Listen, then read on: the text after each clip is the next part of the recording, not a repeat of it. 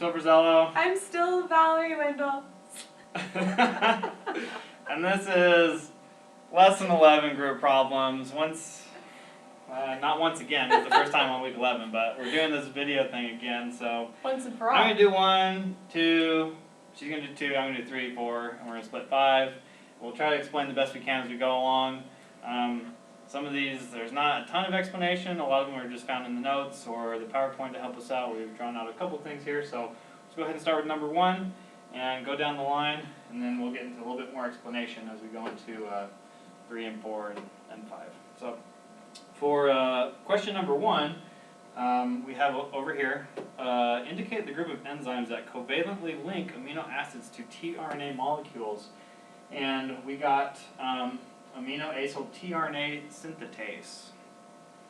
Indicate 4 proteins that consume GTP during translation. And you have the 3 different steps. So some of these fall in the initiation, and then elongation, which is why we have I and E's on there. So you have, for initiation, you have IF3 and IF2. And then for elongation, you have EF-TU and EF-G.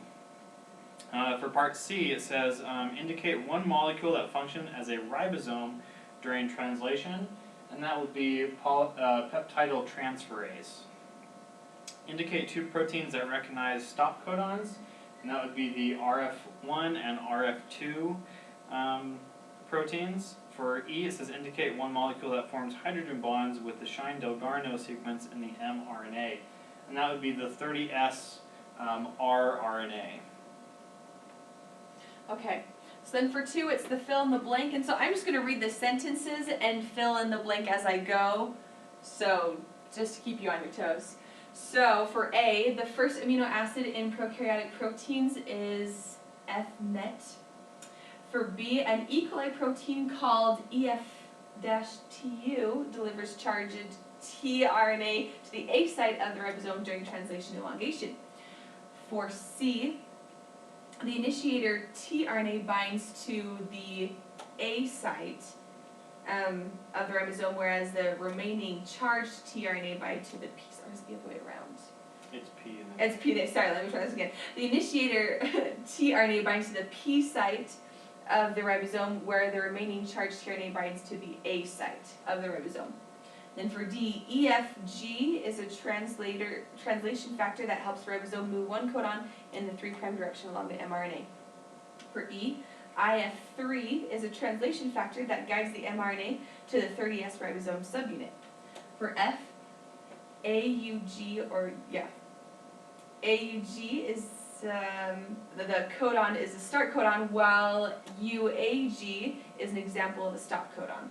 And then G, degenerate, is a term that indicates that more than one codon can specify the same amino acid. For H, the final amino acid is located at the C terminus of the polypeptide. Okay, so for 3, you have a series of mRNA codons indicated below.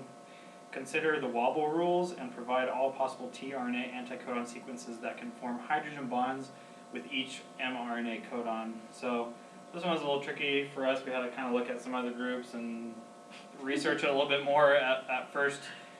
We had some answers and then kind of switched them up. So hopefully this is the correct answer for everybody, because I think it's kind of hit and miss on some people. But basically the way that we broke it down was in the PowerPoint presentation, there's a slide that displays this 3rd nucleotide mRNA codon that correlates with the nucleotide of the tRNA anticodon.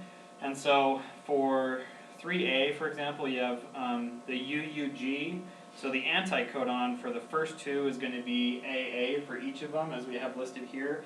And then for the G, basically you need to identify which anticodons the G can work with. So for example, we have your 3rd nucleotide mRNA codon is G, because it's UUG, right? So G, you can have a C that goes with that, and you can also have, so you have a G here, you can also have an A, and for a G you can also have a U. So the answers that we believe are correct are the G's that correlate with the anticodons, C, A, and U. So your anticodon sequences should be AAC, AAA, and AAU. So that's how we arrived at that conclusion. So basically followed the same pattern for all of the other ones. And they've got this weird eye that I had never seen before, and we were like, what the heck is that thing? And it's the isoacceptor, which you can read about in the notes and stuff, but the isoacceptor basically, it can accept more than one. Anyways, so for 3B, the mRNA codon is AGU, so your first two anticodons are always going to be U and C, and then following the same rules that we did before, our U correlates with A, G, U, and I for all of them. So just basically matching them up as you go along. Okay, so for 3C, you have UAC. So your anticodon is always going to be AU, and then the correlation with your C, the availabilities are G, AU, and I. For 3D, your mRNA codon is AUU, and so your anticodon is UA, and then whatever you can stick U with. So in this case, it's A, G, U, and I. And it's kind of funny, sometimes they actually match up with themselves. So you might see that happen, it's okay, because it falls within the rules, I suppose. And then for E, you have CG or GCA. So the first two are just going to be their complementary ones, which is CG, and A correlates with U, A, and I. So that's what we got for 3. Okay, so for number 4, we have some math to do, which is always exciting. So it says, for 4, it says, suppose that E. coli contains a protein called protein X, which is 218 kilodaltons in molecular weight.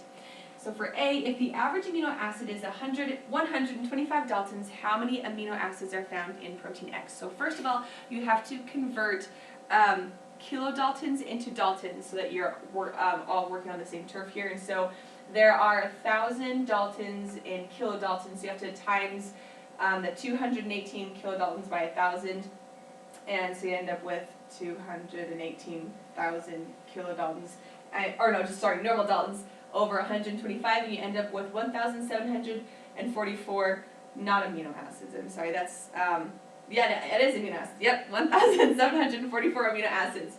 Then for B, it asks what the length of the mRNA coding region is. And so where there are 3 codons per amino acid, you'll take your 1,744 and you'll times that by 3 and you'll get 5,232 codons. For C, it asks how many GTP molecules are consumed to synthesize each copy of protein X.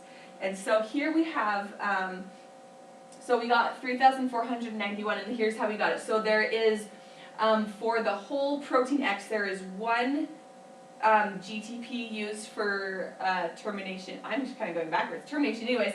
And then there's 2 used for initiation, and that is used just once at the beginning and at the end. And then you have 2 GTP for each cycle made, so you'll have to times 2 times 1,744 and then add on the 2 at the beginning and 1 at the end, and that's so you get 3,491 GTP.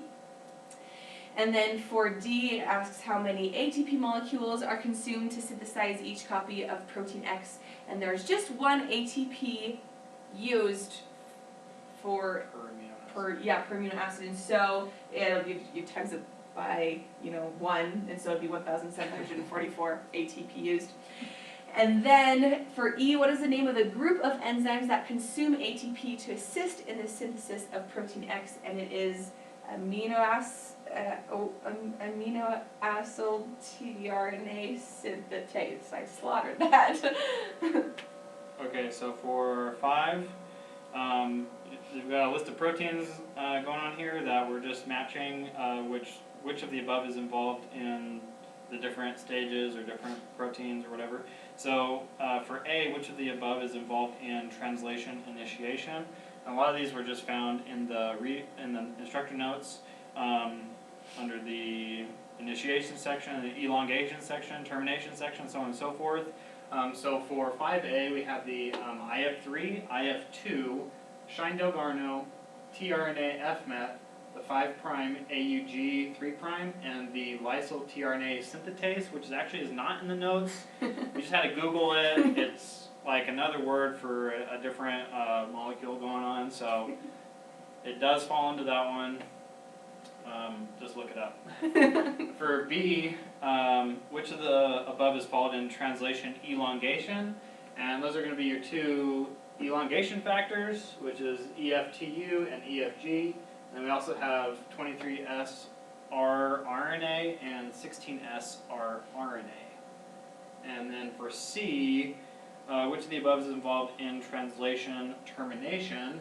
And there's just two in that one from the list. You have your RF1 and your 5' or stop codon UAG 3'.